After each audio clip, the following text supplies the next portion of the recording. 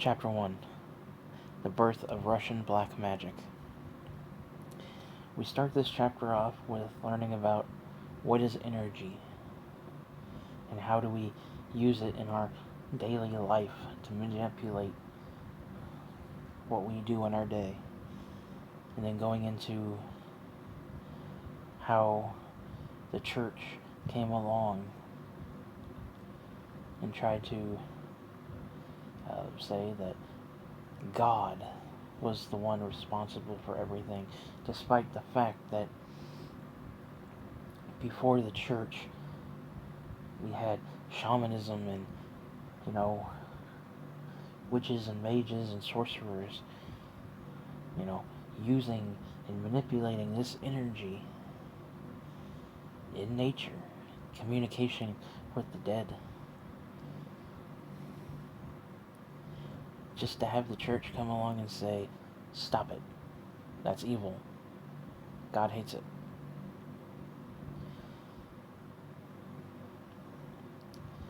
And then as we further progress on into the chapter,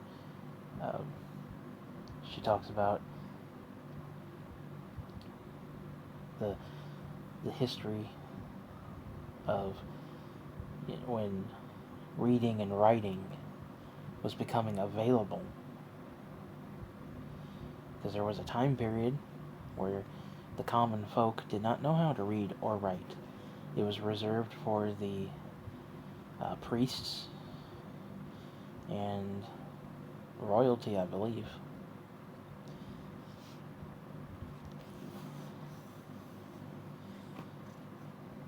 And then it really talks about how the practitioner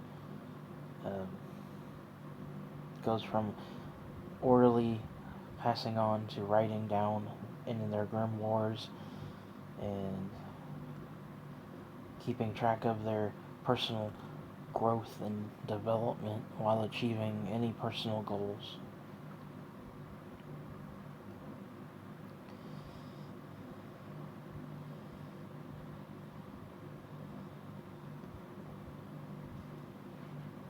Now, one thing I will disagree with right here is the use of the word magicians. It says that competent mages never call themselves magicians. It should be noted that the word magic is applicable only for the circus and theatrical performance of mage illusionists. This word is the fruit of the fantasy of various kinds of occult writers, who do not have the slightest notion of either the theory or practice of witchcraft. Those who prefer to call themselves by this title are various kinds of swindlers and dilettantes, that is, white and black magic, as well as various followers of numerous homegrown secret societies and sects tailored to Western magical orders. Now, I kind of disagree with that just a little bit. Like, I call myself a magician, and what we call as stage magic or theatrical magic,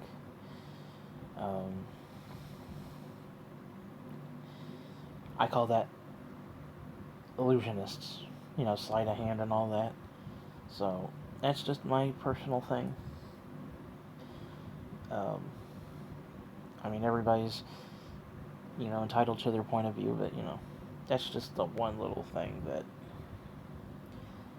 I'm kind of like, because I will call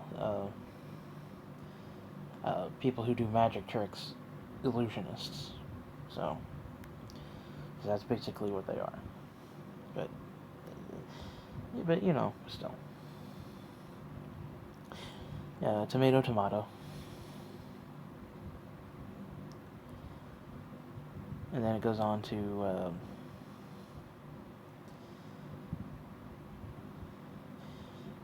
a little history of the word witch in Russian, which is Vedat, meaning know, be aware of, and mother. This word literally translates as leading mother,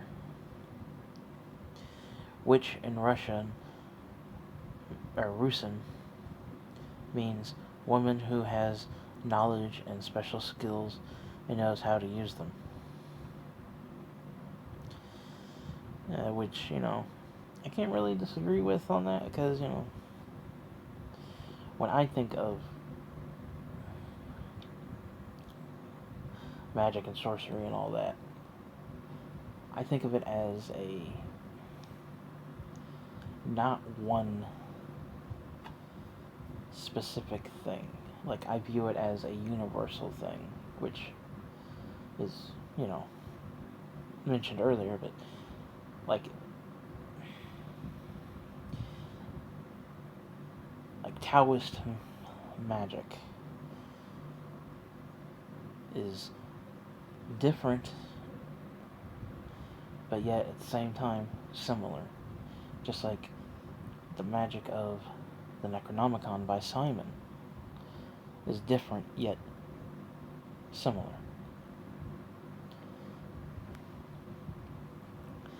And then we talk about the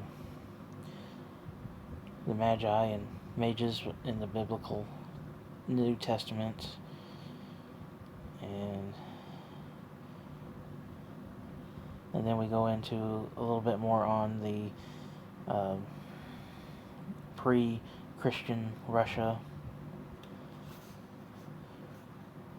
where the common attitude towards practitioners was,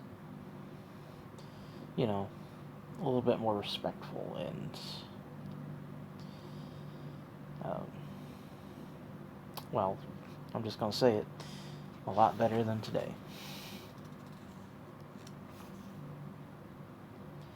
And how they were favored because these were the healers, the ones who can help you if need be.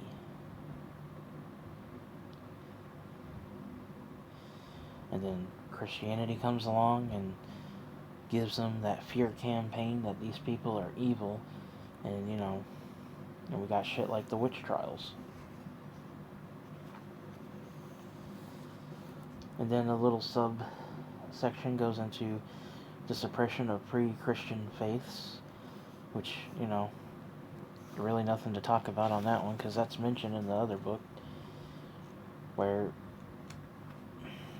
and it's pretty self-explanatory, how the church just came and said, we don't like your shit, we're going to steal your shit, we're going to call it this,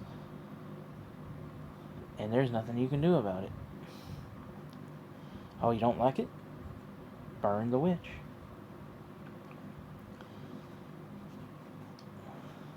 And then part 2 of the subcategory, dual faith, Russian black magic, and Christianity. Now this one goes into how the Slavs combined both Christianity and their ancient beliefs, which again is also in the first book. Like I said, these books reference each other. And then the third subsection, training in disciples, talks about how they train disciples to replenish their ranks. And its difficulty, and think of it as Jedi and their apprentice. We kind of go into the two types of mages, which is ancestral mages and natural mages, which talks about from ancient times to this day. Ancestral mages received or inherited their knowledge and strength from their bloodlines. Natural mages are those who received power at birth from the unclean forces, or Satan. Natural mages are born very rarely. They are usually called stewards, or sometimes phenoms,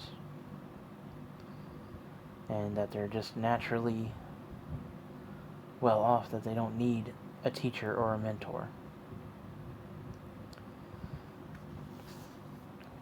But then again, we go into that whole debate on natural witch, and I come from a family of witches, and it's just nah.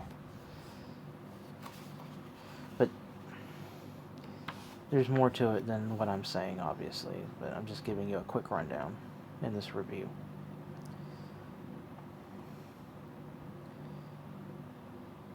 But ancestral mages will transfer their knowledge to members of their own clan, and they will mainly do it for free.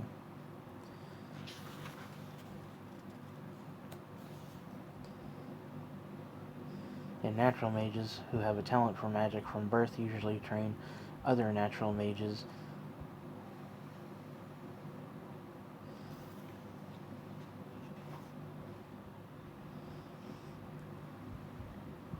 but both must complete their transference of knowledge before they die. And if they do not, all their power, their death will be gruesome and painful. Evil spirits brutally torture a dying mage who carries untransferred knowledge to his grave. Death will only come to him after a long and terrible torment. It should be noted that a mage's magical power is not only based on what he learned during his training. A mage's power also derives from the knowledge he has accumulated over a lifetime.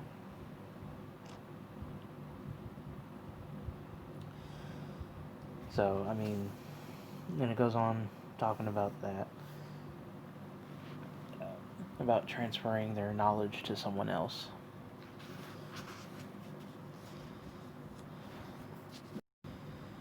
In Chapter 2, we start with Verentics and the demonic faith. We talk about how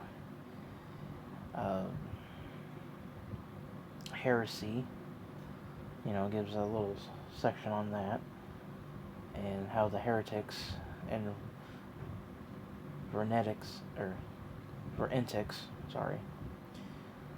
are different.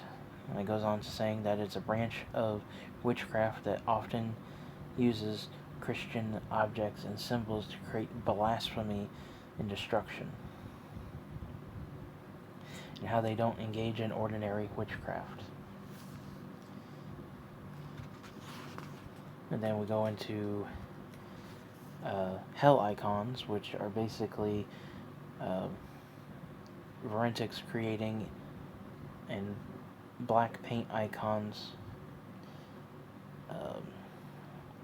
depicting demons known as hell icons. The black icon, Eye of the Devil, one of the main hell icons, is dedicated to the evil one. There are numerous legends about hell icons, though they are mentioned in different historical documents. Real examples of such icons have not survived to the modern day.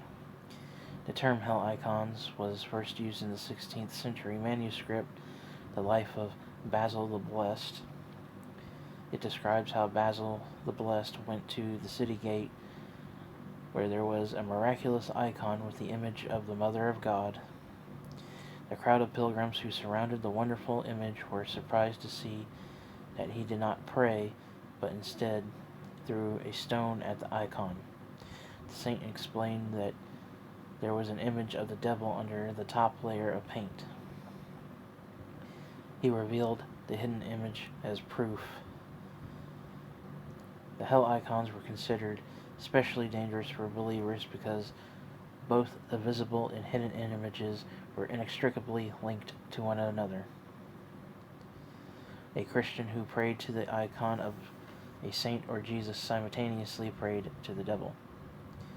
For ordinary people, this was a real test of faith.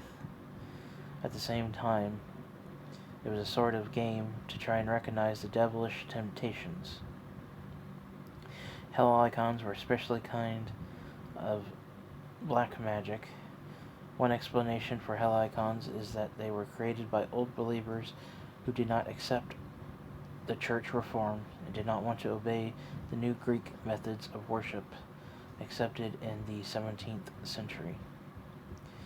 The old believers were the ones who crafted and distributed hell icons to undermine the faith of the Christians who had accepted the reform.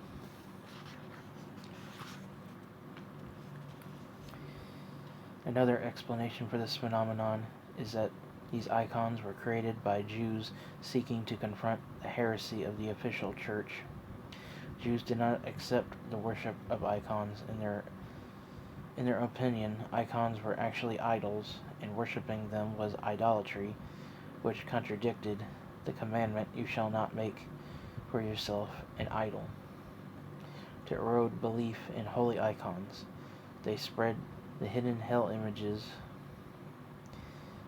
And then a third explanation for the creation of hell icons was the simple fraud of peddlers, merchants. One icon dealer sold an ordinary-looking icon to a buyer and left. Then another peddler came to the target and showed him the hidden layer with devilish designs. Such a case was described by Nikolai Leskov in the story The Sealed Angel in 1873. The writer also published a small study of the phenomenon of hell icons. See, that is interesting. And it's kind of like basically sabotage. That's what it boils down to. And then we go into the subcategory of the demonic doctrine, which is kind of all over the place, but it boils down to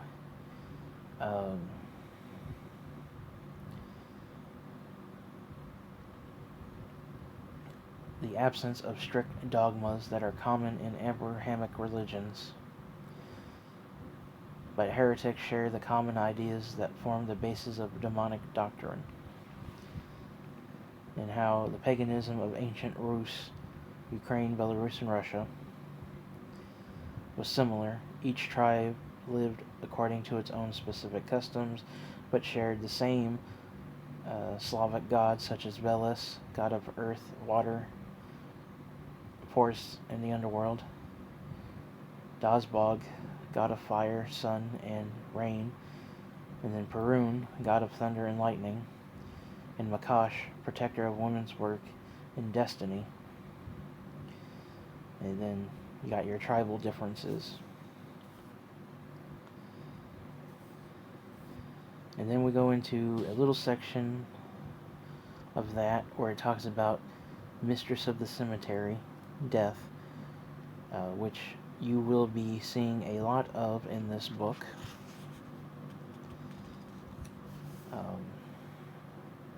Which, in my opinion, has a similar energy to Santa Muerte. And then it talks about how before the Christian assault, the ancient gods that kept the world balanced just became demonized. And then we go into the second subsection called Intersection of Magic and Religion, which talks a little bit about everything here. About the mage or heretics calling upon the unclean forces of the outside to help fight Christianity, which is similar to Haitian voodoo and all of that.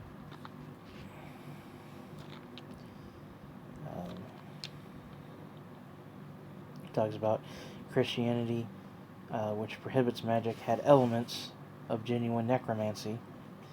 The whole this is my body and this is my blood thing from communion.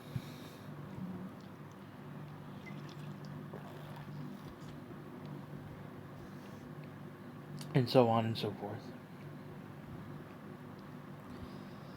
And it goes on talking about a little bit more about that.